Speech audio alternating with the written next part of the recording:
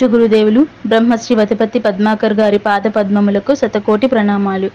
గుడి బడి ప్రణవపీఠ శిష్య బృందం ఏప్రిల్ 21వ తేదీ చైత్రమాసం శుక్లపక్షం త్రయోదశి ఆదివారం ఉత్తర ఫాల్గుణ నక్షత్రం నాడు దక్షారామంలో శ్రీ భీమేశ్వర స్వామివారి దర్శనార్థం ఆలయంలో గుడిబడి పరిశుభ్రత సేవా కార్యక్రమం నిర్వహించారు.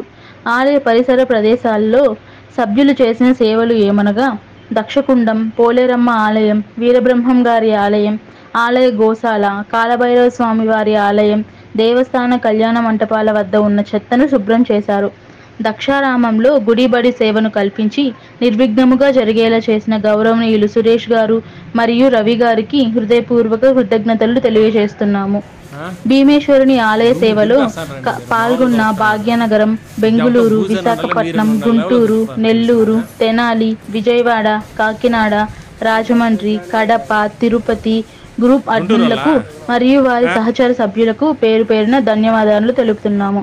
ఈ పర్వదినం గురించి తెలిపి మమ్మల్ని తరింపచేసి కైలాసంలో నివాసం కల్పించిన గురుదేవులు బ్రహ్మశ్రీ వతిపత్తి పద్మాకర్ గారు మరియు విశ్వనాథ్ గారికి మాణిక్యాంబ భీమేశ్వరుని అనుగ్రహ కటాక్షములతో సకల శుభాలు పొందాలని మనస్ఫూర్తిగా